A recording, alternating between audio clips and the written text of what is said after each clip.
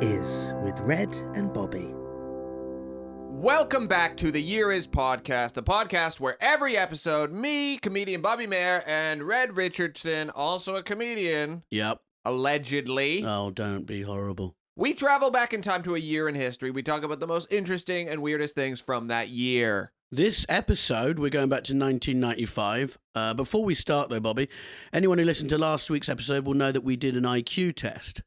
And Bobby got a world record score of 200 in the IQ test. Yeah, from a very reputable IQ website. I was deemed the smartest man in the world ever. But it was a huge revelation after the test, and it turned out Bobby actually cheated on the test. So he didn't just cheated himself. He cheated you lot, the listeners and viewers, and it was not a good thing to do. I didn't cheat.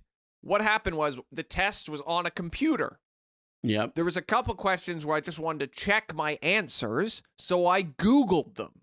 That sounds like cheating to me. It's not cheating. Did we pre-establish that you could not Google answers? It's an IQ test, so it's just meant to be your brain. You're not meant to cheat and find the answers out from Google. My brain told me that Google would know better than I do, so therefore my brain guided me in the direction of the right answer.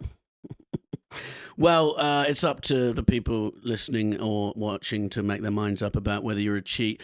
You can also comment underneath the video if you want. I didn't cheat. You can tell people to write in or comment or whatever they're going to do. You can get the opinions of the masses. Yep. Of the people who love this podcast. But I know in my heart I did not cheat. I used Google. Everyone who enjoys any podcast uses Google hundreds of times a day. So it kind of makes sense to me that in a test, Google is now just a part of the test. Okay, so let's say, for example, you were on Who Wants to Be a Millionaire. Okay. Would you be allowed to have Google as a lifeline? Yes, I would. Actually, once. Yeah, well, now, and it wouldn't. You'd get to ring someone who you'd assume has Google on the other end of the phone. You get 3 lifelines when you do phone a friend, split audience vote. Well, we didn't talk about it, but in my mind, my lifelines for the IQ test were Google, and Google. So I Googled 2 to 3 things. You're Lance Armstrong of the IQ world. Yeah, a guy who maybe did some things he shouldn't have done. However, is still very impressive. Yes. Do you know he actually invested in Uber, Lance Armstrong? Like early? Yeah, 2010, when the company was worth $3 million. He put like $100,000 in. Oh, so now he's worth serious amounts of money. That guy just he lands on his feet. Yeah. I think he's probably the least sympathetic cancer patient in history. I like the guy because also you find out that if you were to disqualify everyone who was on drugs when he was coming first, number like 28 would have won. So look, they're all. But he did intimidate and like ruin people's lives who tried to expose Yeah, but they him. were trying to squeal on him. Yeah, but that makes you a bully. Yeah, and an asshole. Yeah, but sometimes if someone's trying, the only thing to do is intimidate and ruin their life, because otherwise your life will be ruined. Yeah, it's basic psychology. No, he did some bad. I just love that he just sort of because I watched a documentary on him and I was like, I wonder because he got sued for like £80 million. Yeah. I wonder, and he's like, I'm kind of destitute, and then you find out you fucking invested in Uber, $100,000 in 2010. Oh. So he would have made a lot of money from that. And now he's a rich guy who went from. Do you remember him in Dodgeball when it was like Vince Vaughn's about to quit, and he goes, "Yeah, I can see why you're gonna quit. Life's hard sometimes. I had testicular cancer, and then couldn't ride, and then I broke my back, and then I won all the races." And it's this whole thing of Vince Vaughn like taking on board, like, "Oh, you should never quit because this guy never did." And it just turns out he was just juiced up to the nines, bit like you with the old Google. Let's just get into the podcast. Okay, if you're gonna bully me off the top, I build a studio. I invite you in to do a podcast with me. I have the idea for the podcast, and what you choose to do is bully me on my own podcast. Did you find the idea on Google? No, I was inspired. You searched good podcast idea. I was inspired by other, this episode. Yeah. We're traveling back to 1995. Okay. I was 6 years old in 95. How old were you? I was 9 years old. I could have, again, kicked the shit out of you. That's another year. We established in the first episode in the year 2000, I could have kicked the shit out of you. And I just like to reiterate that in 1995, 9-year-old Bobby would have beat the shit out of 6-year-old Red. Okay, well. I don't think I could now necessarily. You've got a bit of weight on me, but in 95, my punches would have rained down upon you like fire. As you coward. I bet you were a really short kid, too. I was really short and skinny. I could have kneed you in the head. Yeah, you were always a tall boy. I was fairly tall and skinny, yeah. Yeah. Well, You were skinny as a kid. Yeah. Right, what have we found? Okay, I'll get into this. Okay. So, this is a story I love. In 1995, French woman Jeanne Calment reached the confirmed age of 122 years and 164 days, making her the oldest person who ever lived. God. At that time, or just has that still not been beaten? Unbeaten. Really? Yeah, no one has ever been older than this lady was old. What was her secret? Was there any tips? She never worked a day in her life. Okay, really? Was she rich? Yeah, her husband took care of that stuff. She Oh, went nice, swimming, nice, okay. rock climbing. She smoked. Really? She smoked? Well, she quit at 117. Why? I don't- You kind of go, what's the point I think of that? she realized maybe this is going to take some years off my life. Yeah. And was there like a rival who was like, and she just thought, I'm going to put down the fags, beat them by 5 years? I don't think so. God, imagine seeing a 117-year-old smoke. It's so depressing because you still smoke sometimes. Occasionally, yeah. Every day. Yeah. You smoke every day. Occasionally every day, yeah. And I smoke when you're around. Okay. But so you're slowly killing me. Hopefully. No, I'm joking. Sorry, Bobby. Like I've mostly quit smoking. Mm-hmm. And I get so annoyed when you see like a 90-year-old smoke. Why? Because you're like, you've beat the game.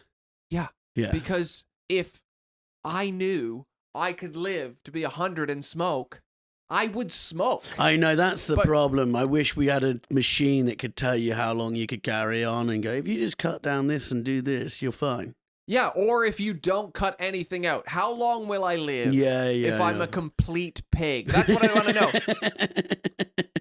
That's what I want to know. Because scientists keep giving us life expectancy. Your life, the average societal life expectancy is 82. What I want is the average life expectancy for people who live like pigs. Yeah. I want to know how long would I, because maybe I would live to be 88 if I'm very healthy, but if I smoke, if I eat everything, if I'm just gamble constantly and my heart rate is really high, maybe I'll still be 85. I'd trade that. Yeah, 3 years, It's worth it, Yeah, but maybe I die in 2 years. I don't know. They don't make it clear. The science is focusing on how long people live, what we can do to live longer. It's like, no. What I want you to tell me is how long I can live if I'm disgusting. The doctors are fucking us, basically. Yeah, they're fucking us. They're not focusing on the right thing. No, they mean to make it more personal. And then you see people like this lady. Oh, she gets to be 122 years old. Smoke. Fuck you. Actually, fuck this lady. Like, the more I think about it, the more I'm angry at her. Yeah. Yeah, I'm going to quit smoking at 117. Yeah. And by 117, she must have been... How did she even get... Well, someone must have brought her fags, There's no way she's walking down to the shop to buy cigarettes. But also, everyone she ever knew was dead. Yeah. For years. Yeah, You have to make new friends. I wonder when her husband died. He died in, I think, the 40s? Okay. I'll look it up. That's the thing about dying at that later age is you go, yeah, it's kind of not worth it. You don't really know anything. You don't know anyone. Everything's different. Yeah, her husband was born in 1868 and died in 1942. Jesus. And then she lived another 53 years. Oh, my God. That's like that song from Hamilton. Do you like no, Hamilton? I've never seen it. Oh, come on. I love Hamilton. Okay, I've never seen it. You don't like musicals? I hate musicals. I hate musicals too, but Hamilton broke through. Okay. Yeah, it's annoying. It's like, it sounds like someone in university wrote a rap. Okay. But it's so good. It sounds terrible. And then at the end, Hamilton's wife is rapping to dead Hamilton. Oh, my God. This sounds like and the she worst says, thing I ever. lived another 50 years, Elijah. That sounds awful. It's not awful. Okay. It's great. There's a reason it's one of the most famous musicals in the world. The soundtrack is amazing. Well, I will not be watching it because you just pitched it like that. A rap written by a university student, and there's a rap at the end to a dead person. There's rap. The whole thing is rap. It's all rap. It's 3 hours of rap. I can't do that. I like rap music. I don't like it in musicals. How do you know? Because I know what I like. You've never seen it. I've been on this planet for 32 years. I know what I like, and I like what I know. I like white socks, white T-shirts. Don't like rap musicals. The thing is, sometimes things are so great you can't imagine them until you see them. Mm. You know? Yeah. I think this might be one of those cases with Hamilton. Well, maybe I could go watch it. It's on Disney Plus now. You could watch it. It's a film as well. They filmed the musical. Oh, God. Okay, I could check that out, I suppose. I'll do that at some point. If I live to 122, I'll be sure to spend one of those hours checking out Hamilton. The thing about 122 is if you were going to live to be 122, you are only 1/4 through your life. Mm. Doesn't that feel good? Yeah, all quite scary as well. Because you just sort of, the world slips away from you as you get older, doesn't it? You just sort of go, what's that? Why has that person got a face tattoo? And then suddenly everyone's got one, and you go, oh, and you're just alone with the old ways stuck in your head. Scared, I keep thinking angry. about, because we just had our daughter about a month ago. Mm. Not me and you. No. No. Me and Red just had a daughter. I birthed her. Yeah. I was just looking at her the other day thinking, there's a good chance you are going to live to see the 22nd century. Yeah. That's crazy. That's mental. That's absolutely mental. I've created a creature that, and then it feels like a small part of me isn't going to die. And I kind of get to be in the 22nd century. See, it always leads back to this, your horrible thirst to live forever. Yes! You can't even look at your daughter without having a selfish thought about your own immortality. Yes, I like mortality. The thing is, I want to be immortal. Maybe I might have kids, and then those kids will be, and they go, oh, Grandpa Bobby Mair, or Great-Grandpa Bobby Mair. And we have the technology now that this can be saved, this moment. So Bobby's kids and grandkids and great-grandkids, hello from the past. I am Bobby's friend and co-podcaster. Just so you... He was a cock. He used to cheat in tests. He was rude. He was a bully. Hello. By the time in the 22nd century that they're listening or watching this, the word cock will be some kind of horrific slur that we're now unaware of. And they'll be like, oh my God. And also what you have to keep in mind is shortly after we recorded this episode, our friendship fell apart. We never spoke a lot again after this. Keep that in mind. This was a short-lived relationship. This man, if we're going to call him that, was not a big part of my life. Oh, my God. For most of it. Yeah, it was a small period. Okay, so what did she do with her time, this lady? What? So she obviously didn't work. So that's a lot of free time. 120 I don't know. years. She liked painting, mountaineering. Amazing. Swimming, like just leisurely activities. Oh, brilliant! Yeah, a lot of free time. What did she do for money when her husband died? Or he just left her money? So That's a good question. In 1965, age 90, in 65, you think, well, this lady's going to die soon. So she's 90. It's like Vietnam Beatles. You know what I mean? Her family is gone. Yeah. She signed a life estate contract on her apartment with like a landlord, selling the property in exchange for right of occupancy and a monthly revenue of 380 euros. So he bought the thing off her going, you're going to die, but the deal was he pays her 360 a month. 380. 380 a month, sorry. And so he just thought, oh, she's 90, so I'll buy this on the cheap.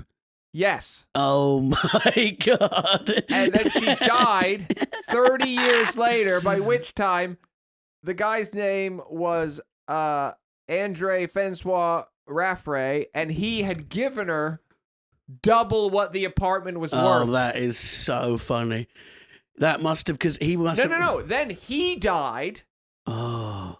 And his son had to continue paying this immortal woman. And then they asked his son about it, and he said, well, in life, sometimes one makes bad deals. Well, it wasn't a bad deal, though. You can completely see his thinking. Yeah. You turn up, there's a 90-year-old answer the door smoking a cigarette, and she's like, yeah, you buy it on the cheap, and when I die, you get it. And you're like, yeah, sure, have another cigarette. Yeah, give me a few $100 a month. Yeah. You'd be like, I'm in for the steal of the century. Can you imagine every birthday? He must have just been, the presents got more extreme. He's like, here's a kayak, here's some fentanyl, here's a soup flown in from the Wuhan market. Yeah. You know how I gave you cigarettes last year and you smoked them? Yeah, I've got you these new cigarettes. There's no filters on them. Yeah. I think you'll really like what it gives your lungs. Just try. Also, stop exhaling. When you breathe in, just let it, we need to rot some of the just inside. Hold it in. It's good for your belly. You know how you like Christmas? I bought a snow machine for your room.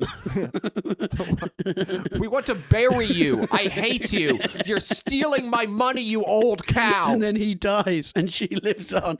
That's insane. That is so funny. Have you ever wanted to go skydiving? How did he die? I wonder. He probably shot himself because he's living with this old smoking woman who won't die. Just cigarettes nonstop.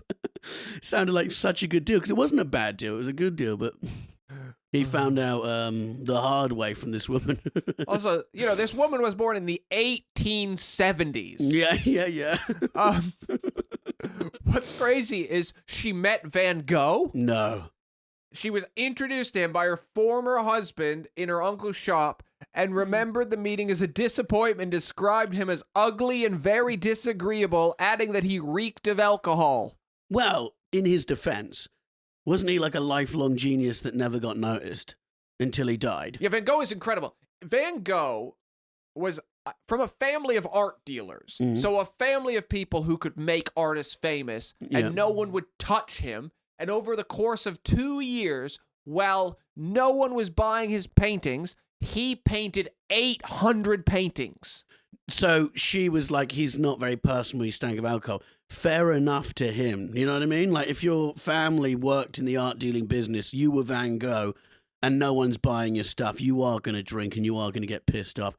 Sorry, horrible landlady. So you're defending Van Gogh? Yeah, of course. He'd be fucking fuming. He's a genius and no one's buying any of his stuff.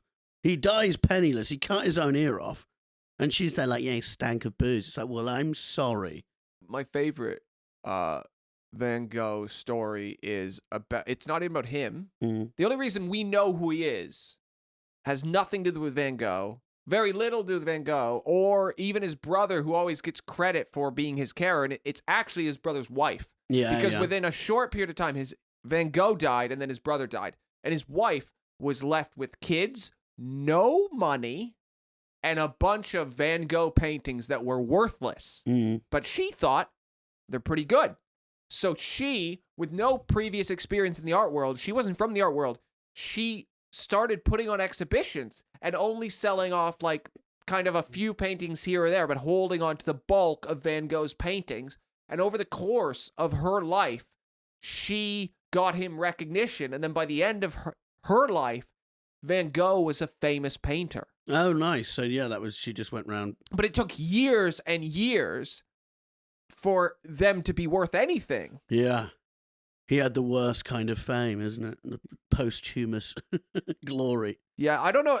There hasn't been any posthumous podcast fame yet. No, not Where yet. someone had a podcast listened to by a small but very loyal group of people, and then one of the hosts, let's say the shorter, portly one, murdered the tall, hot, skinny one because he wanted to replace him. And then their podcast was just discovered to be great. Well, imagine if we were doing this afterwards. podcast and 20 years later. we're doing 800 episodes a year, and then you bump into some horrible landlady who goes, "Hey, stink of booze," and, you know, Oh, I stink, do I? I'm sorry. That's funny. She kept charging rent even when she's like, I like the idea that she's like 121, and it's like, she's got a calendar with rent day written on it. Ding, ding, ding, ding, ding. Where do you think you're going? Give me the 380 euros. A Thank you deal's very a much. deal. Yeah. Pay up.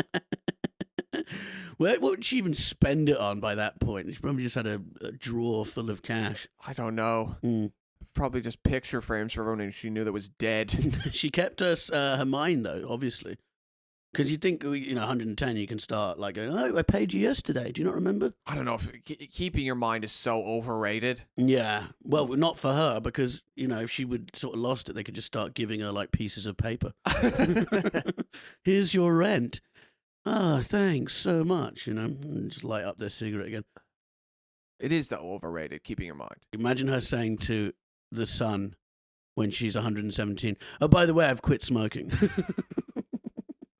And he's still paying her. She just decided to quit smoking just to prolong it for another 5 years. Can I talk now? Yeah, go ahead. Twice I tried to talk. Okay, go on. I was just going to say Mm. that it's overrated having your wits about you. Why? My grandma's 102. Yeah. I visit her. She still does a crossword puzzle every day. She's super sharp. Knows who you are. She knows, of course she knows who I am. So is that why it's bad? No. I would much prefer to be completely healthy in my body and have no idea what's going on. Like your mind slips away when your body's healthy. Yes, it's horrible for the people who have to take care of you, but I'm not them. What's funny is in a previous episode you talked about how if you're a billionaire you just like shit yourself and not brush your teeth. Sounds like you losing your mind is the same as you having £1 billion. All I'm saying is you just don't want to move. Like you read articles and people are selling things to save up for their own funeral. It's like, listen, I'm dead. Yeah. Not my concern. Throw me in the Thames. Yeah. Shoot me out of a cannon at the Queen. Did you see in Ireland? This is a crazy story. A couple days ago in Ireland, 2 guys walked into a post office and said, "Hey, we would like to, how do we get a senior's pension?" And they're like, we can't just give you a guy's pension. He would have to come in. So then they brought the guy in, and the guy wasn't moving very much, had sunglasses on, and they were kind of really propping him up. Holding him up, yeah. They brought his dead body in and pretended he was alive. That is so fucked up. and said, yeah, this is for him. And the guy was just slumped over, God. dead. And then one of the tellers noticed that the guy they brought in was in fact dead. They whacked a Hawaiian shirt and some they sunglasses on it. It was real life Weekend at Bernie's. Jesus Christ. And then they just dropped his body and ran away. Is that easier than just getting a job? Not a bad idea. I'm sure I would say bad idea. Yeah, but I bet you there was a point as they're carrying the guy and they've sort of dressed him up in the sunglasses. They go, "Is this? I don't know if this is how I pictured my life, But yeah, 122, good age to live to. So, 1995, few big songs released. My actual first ever single I owned was put out, and it was Michael Jackson's Earth Song. Okay. Do you remember that song? No. It's about the world ending, and the video is incredible. It's him like stood on the ground and the world's falling apart. There's trees being ripped up. It's like this giant hurricane. He's dressed in white, grabbing onto trees and singing about how we're all destroying the planet. But it's like Imagine, you know what I mean? It's that sort of song when someone loses the plot and then decides they're Jesus and makes a song like that. But it's a pretty song. It's the right song. It got ruined in lockdown by those celebrities, but that song's of that vein. I'm a successful artist. I've done a lot of good songs, so allow me the one Jesus moment because I need it. Yeah. But it's just funny because he performed it at the Brits in 1995, and Jarvis Cocker, a British rock star, jumped on the stage and tried to punch him because he was performing with loads of children. He was dressed as basically as God or Jesus, all in white robes sort of thing, performing the song, and Jarvis Cocker jumped up and security had to jump all over him. And why did he punch him? Well, wanted to punch him because it was like you're pretending he's like blessing people and pretending to be like, and he'd already had like 4 lawsuits from children's families against him at this point. But is that why Jarvis Cocker? I think it was a mixture of the whole thing. It was a different time, so people didn't care as much then. The thought of a sort of accused paedophile right now coming on stage dressed as Jesus with loads of children is fucking insane. Yes. Whereas back then, he did the Brits. He would have done dress rehearsals. He would have done a sound check. They would have selected the kids from a modeling agency. What I think is amazing. No one went, this is a bad idea. Just imagine it's your kid. Yeah. Like, I've been reading about this Michael Jackson fellow, one of the most famous people in the world, and there is some children that say he had sex with them. Quite a few. Yeah.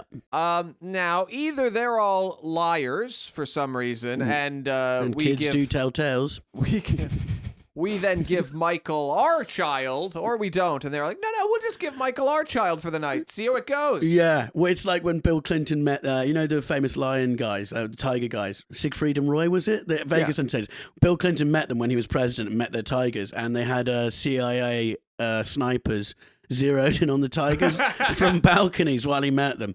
If my kids were to be in the Michael Jackson song live performance, that's what I'd ask for. So if you see that hand anywhere near, take him out. He was definitely a tiger. Yeah. But the song was number 1. No one seemed to give a shit. I cannot stress how much the world has changed in this period of time. From that being okay, and that wasn't much of a problem. Jarvis Cocker got loads of shit. He ended up getting locked in a room by Secret Service and stuff. Not secret, like Jackson's security or ex-Navy SEALs. They locked him in a room, couldn't let him out and stuff like that. Because it's like back then it's trying to kill the president, Michael Jackson. But to just go on stage like that, I think, if I was him and those accusations were flying around, like my next music video would be me, like, feeding soup in an old people's home to old people. I feel like he's been vindicated now, Jarvis. Yeah. I think the decision was, Everyone would now look back at that and be like, yeah, good for you. Yeah. Fucking hit him. Who gives a shit? Yeah. I just imagine being a runner on that set and just going, is this, have we not, yeah, okay. But pop stars were treated a lot differently back then. There was a lot more wiggle room. You think now, like, Zayn's in shit for punching his girlfriend's mum in the face. Back then, that'd be nothing. That's the equivalent of Zayn Malik at the next Brit Awards. Getting on stage dressed as a boxer and sparring old women. I don't know if there's an equivalent. I feel like there's not even an equivalent. Probably isn't. Also, another hit single from that year was Cotton Eye Joe, if you remember that. Oh, I remember. Yeah. I remember that song because it was the first time I'd ever hated something in my life.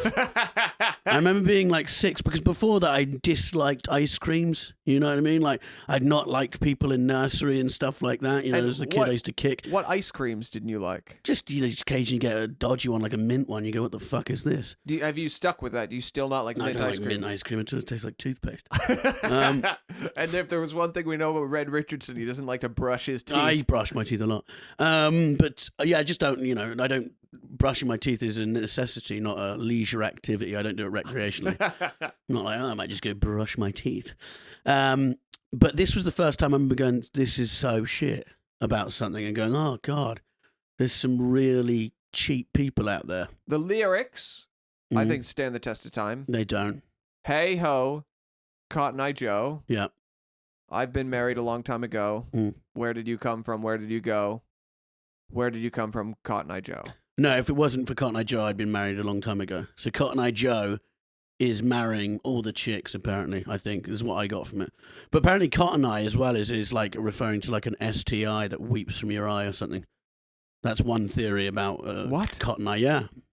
I had a quick Google before we started the pod. What do you mean there's a theory? That's Cotton what it eye. means. So yeah, if you had like some syphilis or something like that, you'd weep from the eye. So you put cotton on your eye. So Cotton Eye Joe is just walking around with a cotton eye patch, banging everyone, and this guy is not married because of him. That makes me like the song more. That's one theory. Okay, if the story of Cotton Eye Joe is it's a man in the 1800s just fucking everyone's wives to the point where no one can get married because he's ruined all the women. Everyone's got syphilis. Yeah. The weird thing is the song was kind of like an STI because it just sort of spread and was bad. But yeah, that was number one for 3 weeks.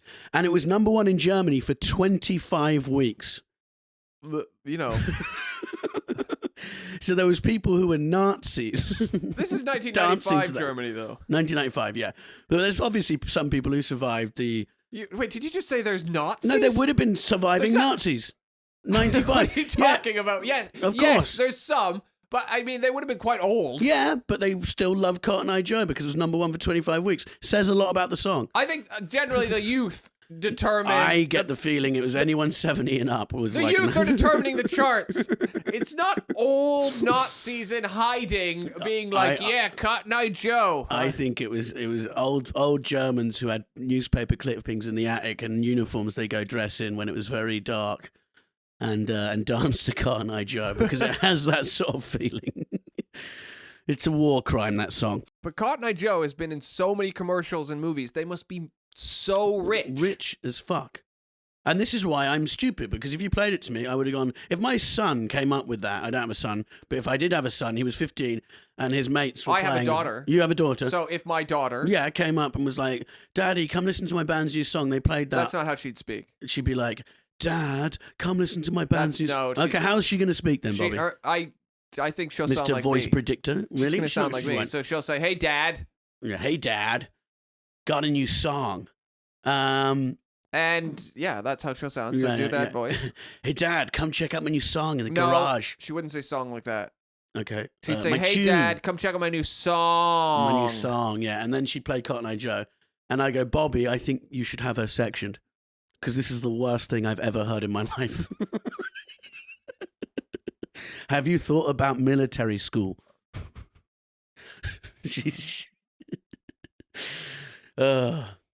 I'd probably just say, yeah, it's nice. And then it comes out and it's number one everywhere. And you go, I always knew. I told you it was nice.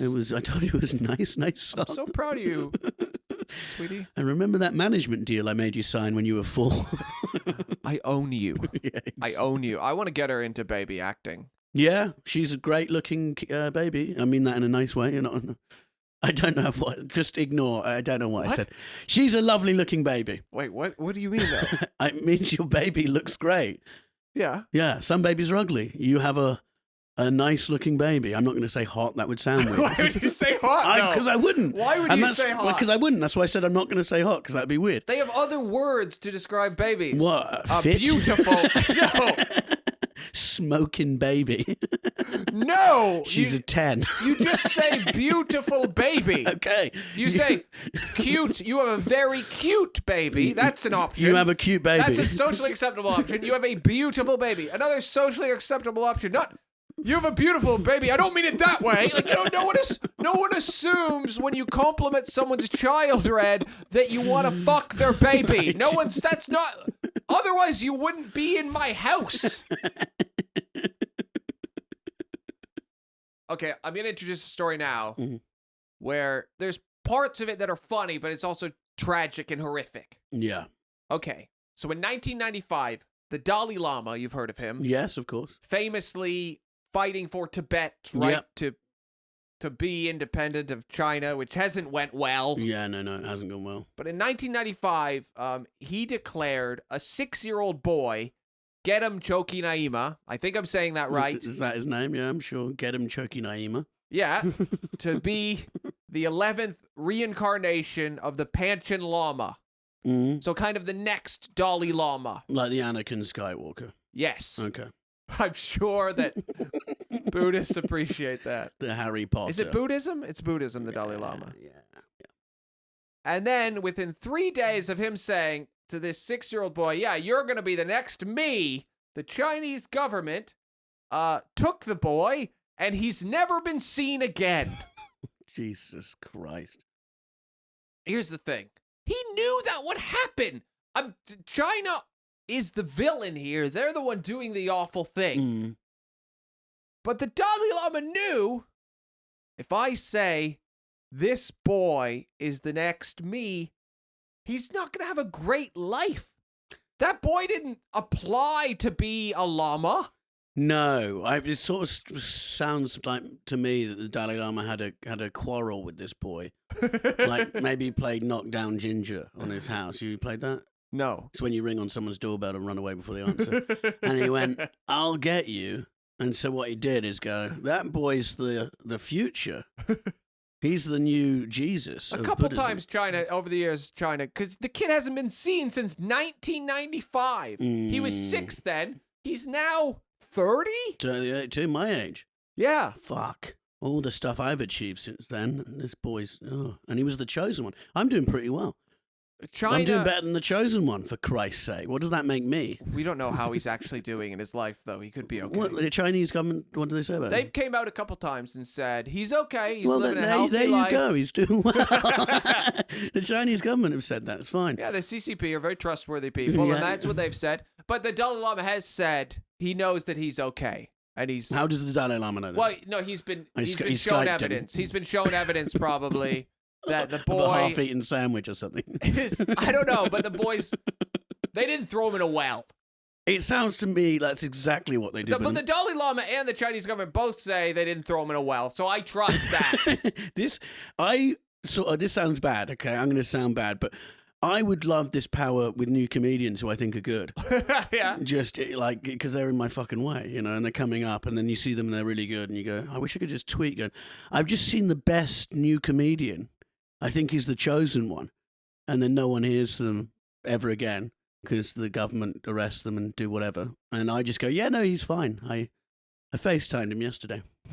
I remember the Dalai Lama a few years ago, he got in shit because he was like, they were like, could there be a female Dalai Lama? And he was like, yeah, but she'd have to be attractive. Otherwise, no one would listen to her. And you're like, mate, it's spiritual guidance we're looking for, not, I don't want to have sex with the spiritual. But this is also like a 70-year-old virgin. Yeah. I don't know. These religious leaders, listen, they can tell me, like, feel close to God or meditate, whatever. But whenever they start, like, commenting on relationships, I'm like, well, this is something you know nothing about.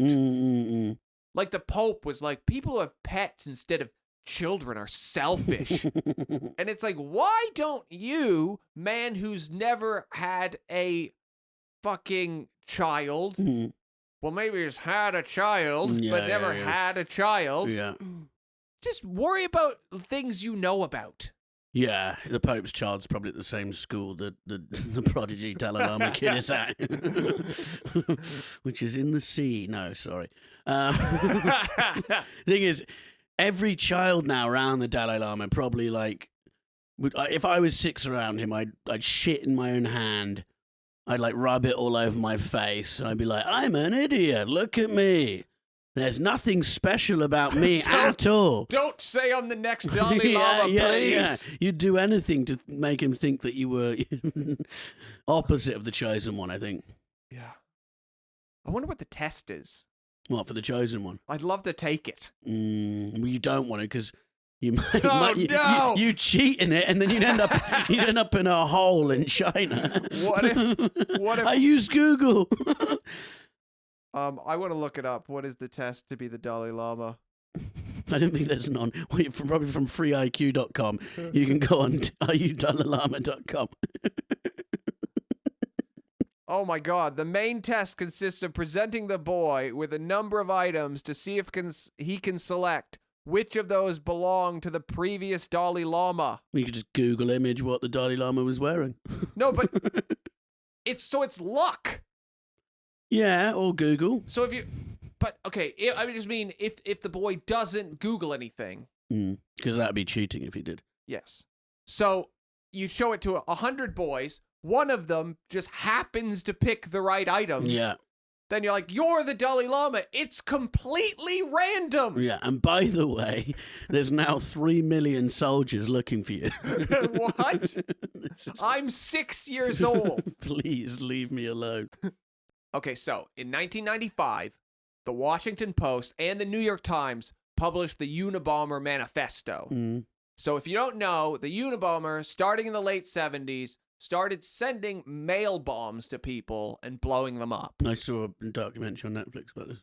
And he said, if you publish my manifesto, I'll stop doing this. So they were like, okay. And they thought maybe they could get some more information from him if they published it. And his manifesto, Ted Kaczynski, Theodore John, as I call him. Why? Well, that's his name. His full name is Theodore John Kaczynski, but they call him Ted. Okay. In his manifesto, the reason he was blowing people up, he contended that the Industrial Revolution began a harmful process of technology destroying nature while forcing humans to adapt to machines and creating a socio-political order that suppressed human freedom and potential. Now, he thought the problem was the machines. Now, if you watch like the movie Terminator, Ted Kaczynski's philosophy is the same philosophy as the movie Terminator. He was just too much of an early adapter. My God. So rather than waiting for the machines to take over, he went and just blew up people because they had used a fax machine. So you're saying he's like John Connor? I think he's actually an idiot and he's wrong. Yeah. But I'm just saying at a different time, he might have been a hero. Yeah, I think this is a case of I like blowing stuff up, and I'm going to think of a moral reason for it 20 years into me doing it. That might be true. Like, you know, if I went around clubbing people with a hammer and then I went, yeah, it's because for Greenpeace. That's why I did it.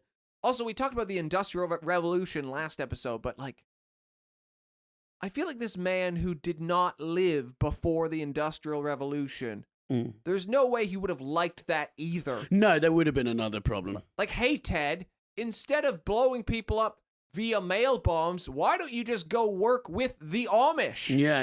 There's a group of people who are living the way you want to live. Yeah. They're called Amish people. Or just start recycling, for fuck's sake. Yeah. You don't have to go and blow people up via the mail. Greta's never blown anyone up that we know of. Yet. If If there's ever been someone who I think will become an ecological terrorist more than Greta Thunberg, who I will kind of agree with until they kill someone I know. Yeah. Come on, she's gonna. There's no way for her whole life she could just be that frustrated and not start killing people. No, of course. She'll be, mark my words, Greta will be cancelled in 20 years' time. Something is going to happen. Or she'll be the hero we need. Well, Aung San Suu Kyi, you know, could be the new her. You know what's happened with her, though. No, what's happening with her now? Well, Aung San Suu Kyi, for those who don't know, was the main figurehead for democracy in Myanmar underneath a military junta. For years, she was under house arrest, didn't get to see her husband when he died, didn't get to see her children as they grew up. She won Nobel Peace Prize. The West loved her.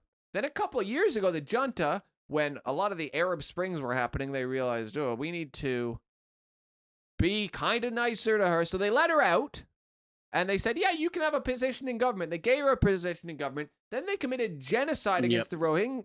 Myanmar Muslims, wasn't it? Yeah.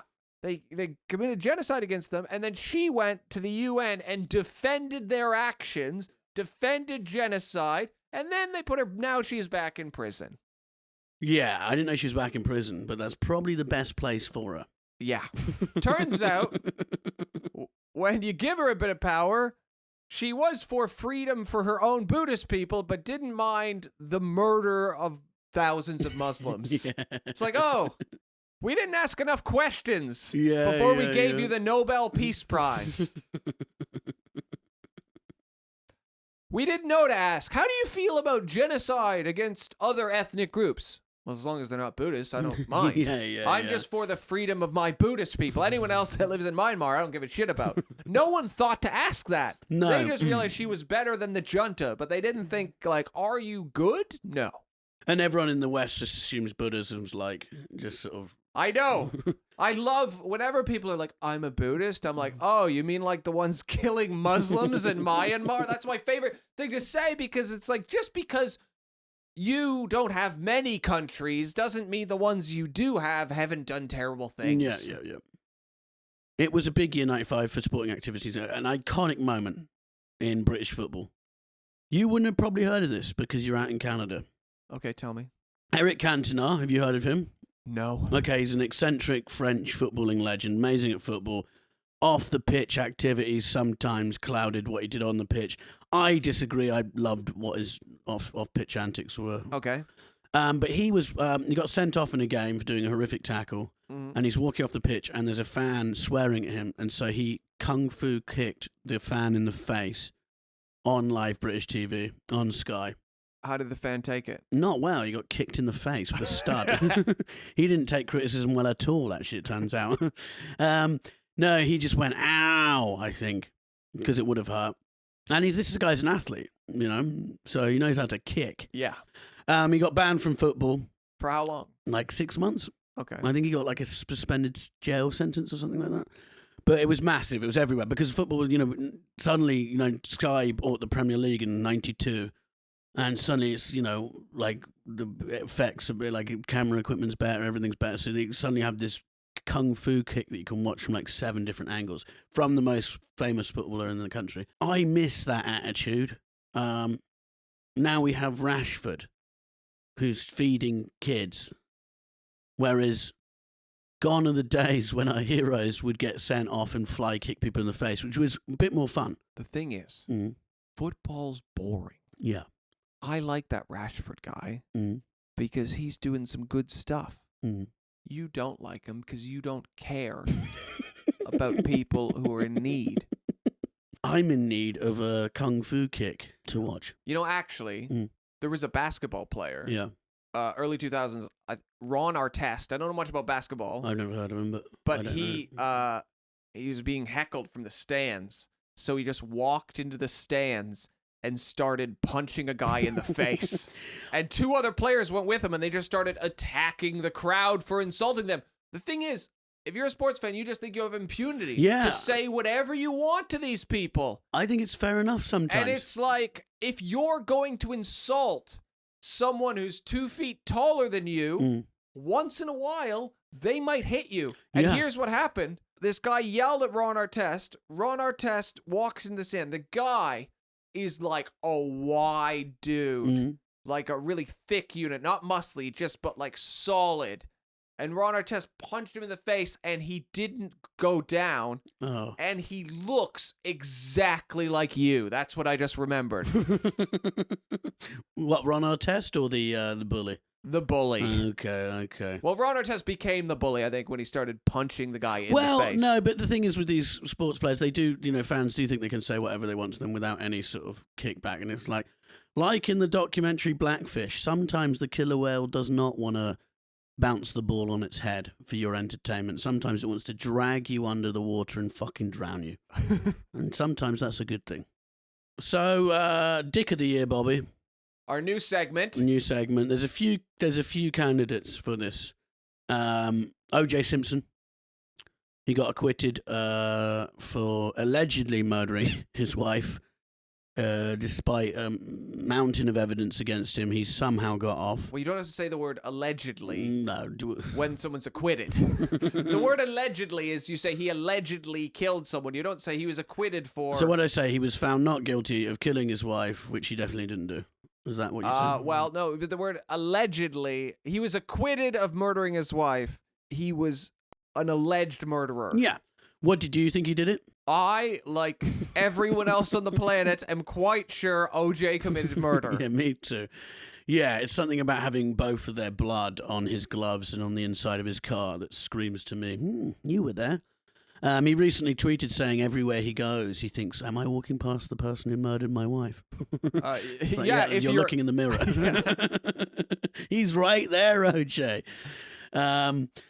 But he is a candidate for Dick of the Year, but unfortunately, I'm not going with him this week.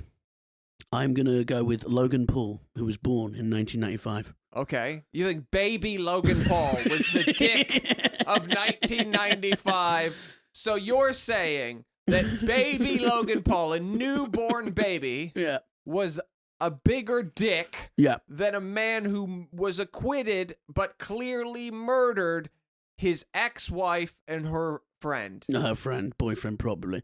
Yeah, I think if I was there at the time and I turned up with baby Logan Paul outside the courthouse and held him up and said, by the way, OJ isn't the worst thing this year in media. What I would love is for you to explain your Dick of the Year choice to the families of OJ's victims. Ooh.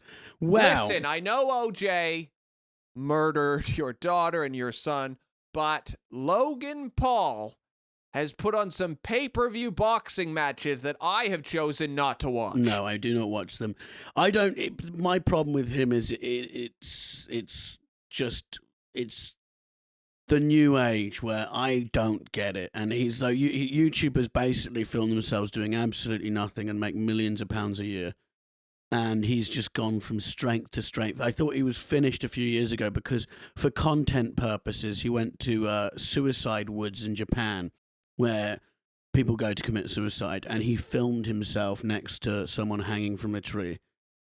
And that didn't finish him off. No, and he's makes like £45 million a year. He gets with everyone, I think. Apparently, he's the biggest ladies' man in Hollywood at the moment.